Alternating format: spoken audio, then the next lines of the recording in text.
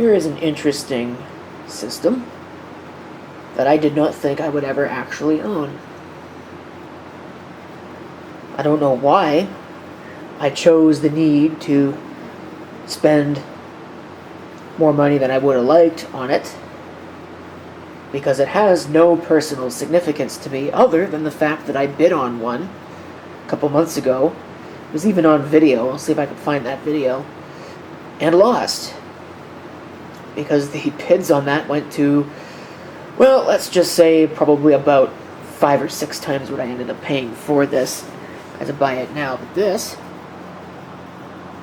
is a worn out Everex STEP 386-25, which means that yes, this is a 25 megahertz 386, and the lack of any extra printing on that is an indication that this is a full 386 or a 386DX. This has one interesting feature which we will get to in a second. I'll give you a hint. It has something to do with this. You already saw it. But other than that, it is just your typical, what I'll call full-size desktop 386 from the time period. It's got this little bay cover here, which I guess would have been used for a full-height hard drive if you had one. And then it's got 3.5, 5 1/4, and a blank here. It did take a little bit of shipping damage, as you can see here, which is a little unfortunate, but, you know, what do you expect, really? The Bay Grand power switch.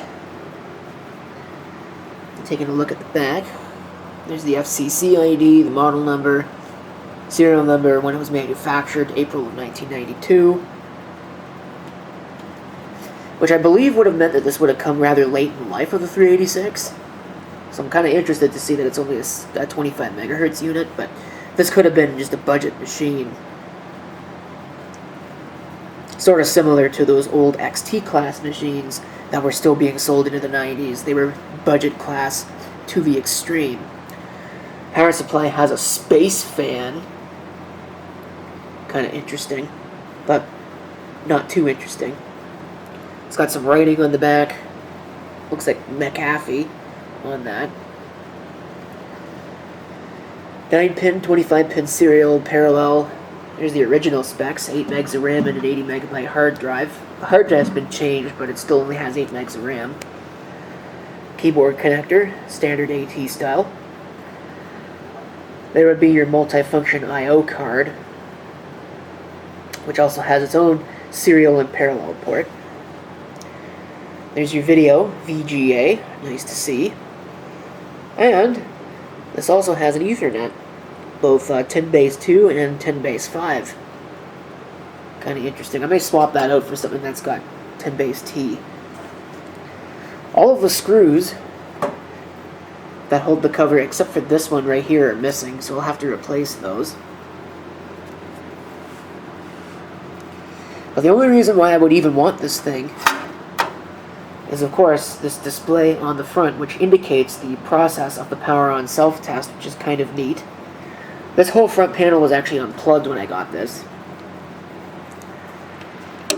There's your turbo switch. It's actually a 3-position turbo switch, so it kind of makes me wonder, sorry, it's a 3-position switch, so it makes me wonder if there were other earlier models that perhaps used something like an NEC V20 that had 3 different speeds. This only has the 2, of course.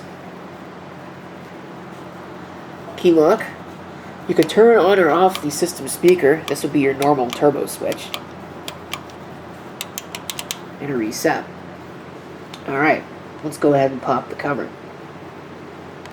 And there it is, with the cover taken off. And with the cover taken off, you can see that there really is simply nothing special about the machine, other than this front panel, which you can see there has got some connections, a couple of the switches, and then this I presume is for some of the other stuff. Well, all the other stuff. I don't know exactly what these switches are for. I'm guessing that one of these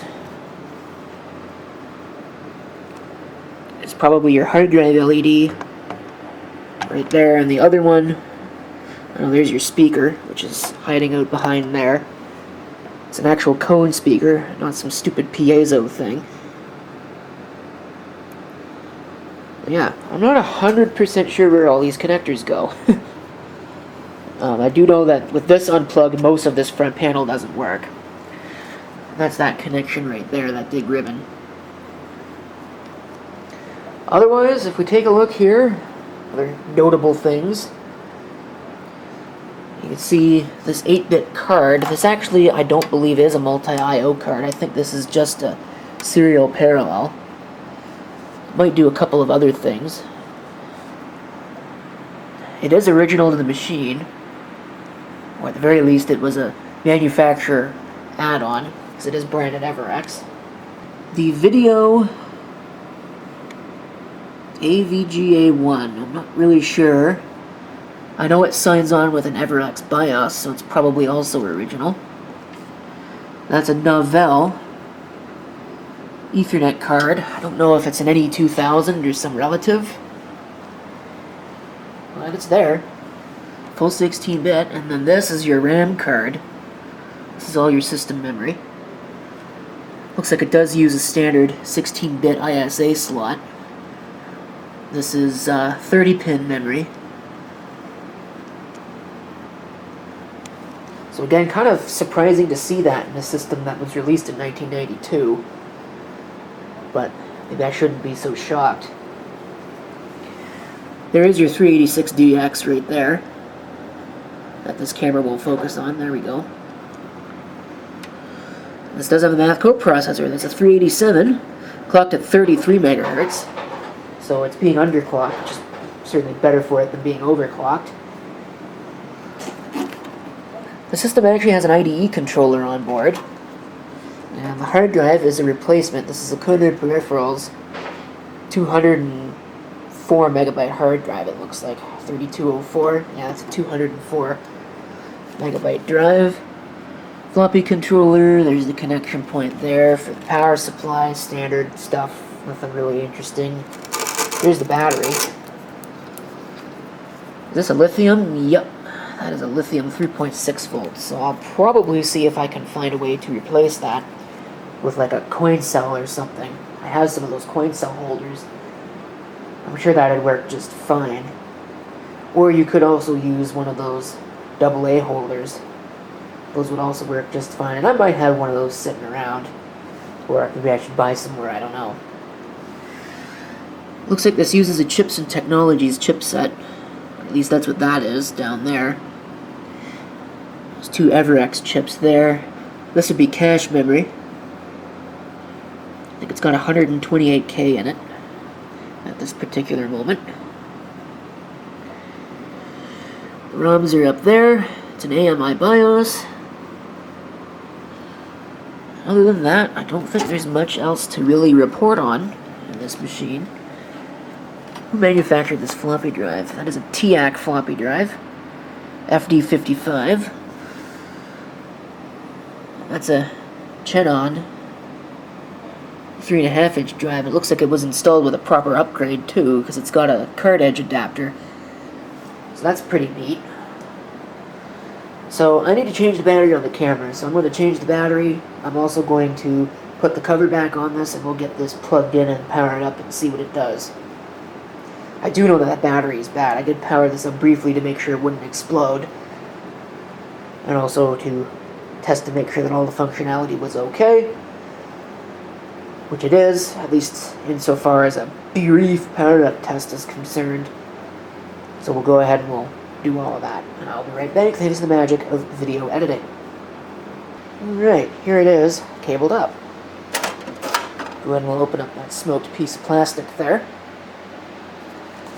And then we will flip the big switch on the side.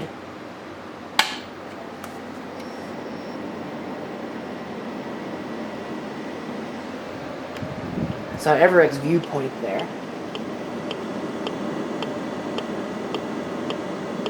Now it is very slowly testing the memory.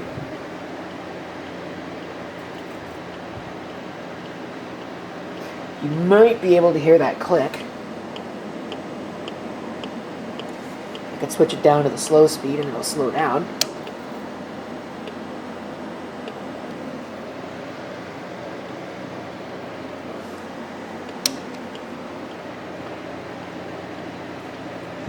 You may have also noticed that the pitch of the sound changed as well.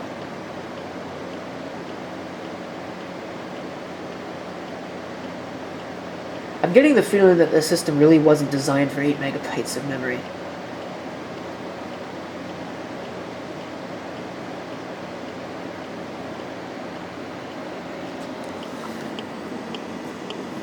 I'm not sure this really has enough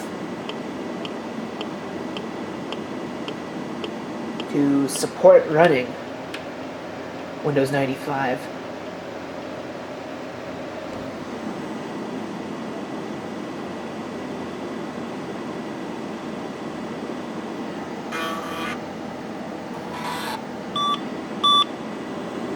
Error.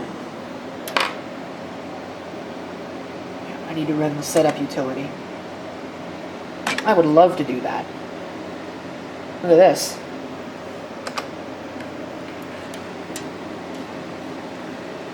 Primary display is color.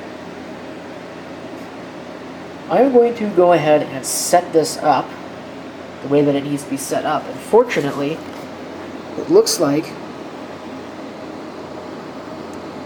someone has actually left me the CHS parameters right here on this piece of paper. I'm also wondering if maybe it's been wiped, but I'm not 100% sure. If you happen to have one of these and are wondering how the hard drive stuff works, you can actually press the F1 key and you get all of your disk drive types, your standard types, and D1 and D2, which are two user-definable types. Of course, in order to use those, it says that the shadow ROM must be enabled. So this looks like it's already set up for us to the correct type. So that should work there. Of course, for a disk type here, I'm going to presume that drive A is 1.44, and that drive B is high density 1.2. We could disable this front LED display if we wanted to. So is the keyboard check color present. We do not have what's called a WATEC coprocessor. So check EEPROM here. It doesn't look like there's anything that's really of interest there. Device control. This is your onboard disk controller. Have a couple of serial and parallel ports. There's also the two that are on the other, so it should have a COM3 and an LPT2, but those are set up with jumpers on the card itself. And a password.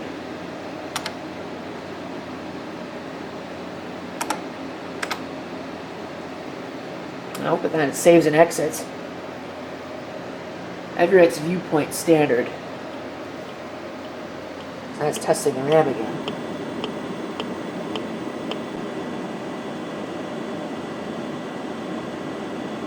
Does have 128K of cache.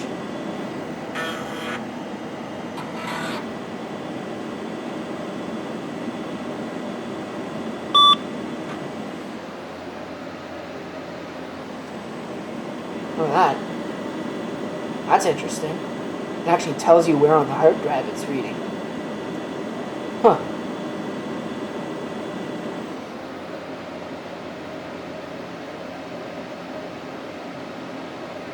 Loading a bunch of stuff. vSafe. Wow, it's loading a bunch of stuff. Yep, that is an NE2000.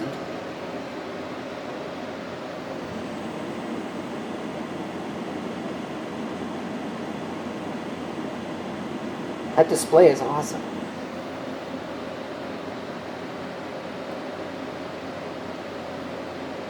I wonder if that's as far as it's going to go, because it seems to have stopped doing things.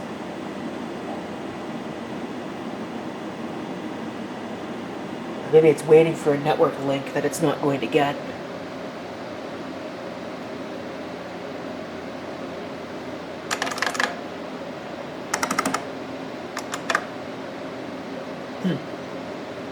Bad command or file name. Nope. Windows for Workgroups, version 3.11. Oops. Could not set up a permanent swap file. Huh. The compressed disk on this computer is not currently set up to use 32-bit file access. Okay.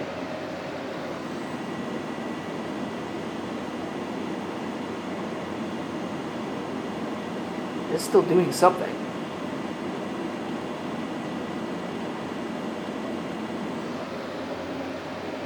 Well, somebody customized the desktop background. I know I have some serial nice over here somewhere. Oh god, not Novell NetWare.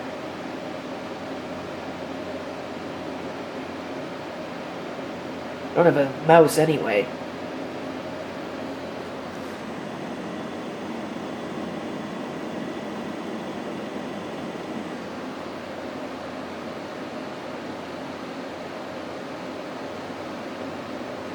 So that confirms to me that my disk is not wiped. Lotus Smart Suite. Because that's who used it, which interestingly does not correspond to that. Although it's possible that maybe this belonged to like a law firm or something. Maybe that's the law firm name, I don't know.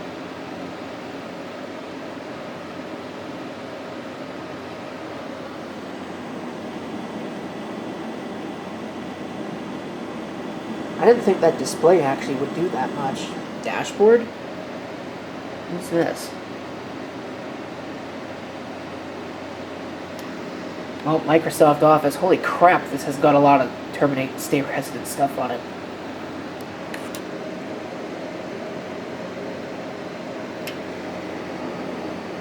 I'm not sure what that's supposed to mean, but it's there. It's still loading things. I love how the Word toolbar just loaded right, or the Office toolbar just loaded right on top of the Lotus one. That's funny. It's still loading stuff. I wonder if this is an HP thing. No, I don't want that.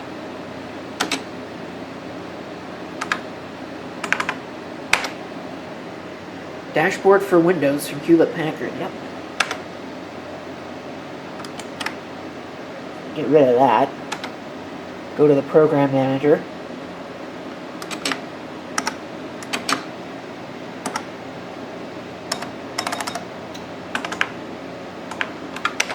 No, I don't want to... Okay. I thought that Control Spacebar would get you the thing for this.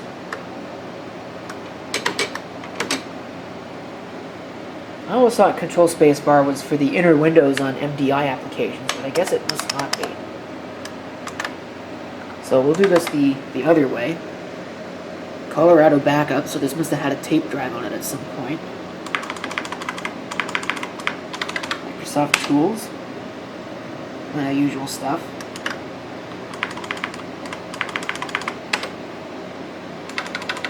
Wow, there's a lot of stuff on this. HP, network menu, dashboard, mouse software, HP utils. I think I'm going to exit out of Windows here.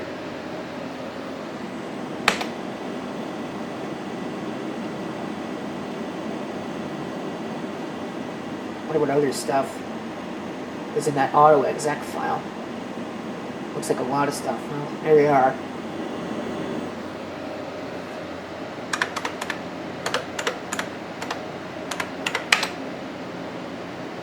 Stockfall.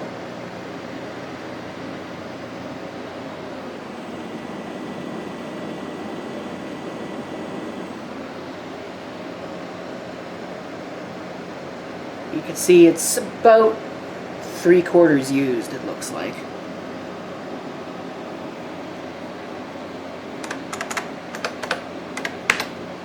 What this has, yep. Diagnostics, so we can actually see what's going on here.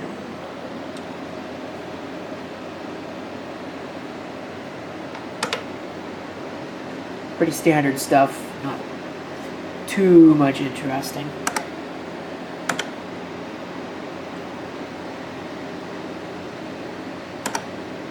Conventional memory. I'm kind of surprised that this is using expanded memory as well. That's kind of odd. Here you can see your video BIOS. It's EV628 Everex viewpoint video adapter. Novell driver there is running DOS 622. Why are there 3 LPT ports? And only 2 COM ports? That's weird.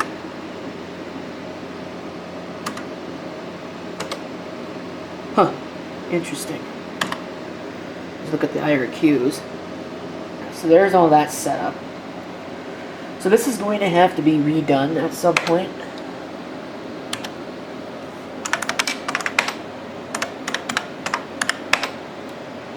Holy crap, look at all that stuff. Yeah, at some point I'm going to have to reload all the stuff on here. So, anyway, I think I'll call that good for the video. Got a pretty good idea for how this thing works and what it does. At some point there will be a video where I'll reload the operating system. Again, it's probably just going to get the same that it had before. Although what's kind of interesting about this, I didn't show it because I actually forgot about it, but underneath this blanking plate is a CD-ROM drive. I don't know what kind, and it's missing all the cables. But I do have a controller card I could use with that.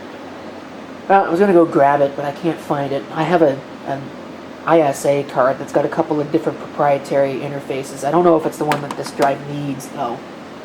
So, I guess there's one thing. But if it is, and I can find the right cables, it'd be nice to add a CD-ROM to this.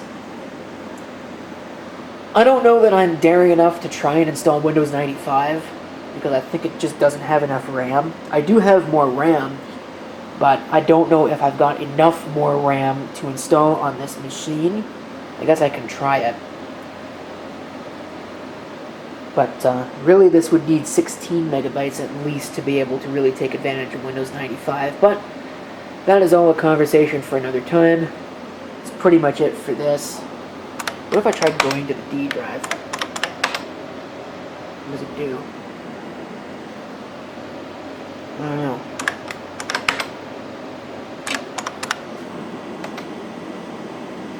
Anyway, there's all the stuff.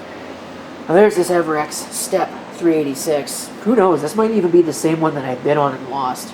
I don't actually remember the specifications of that particular machine. Wouldn't it be funny? That would be really funny.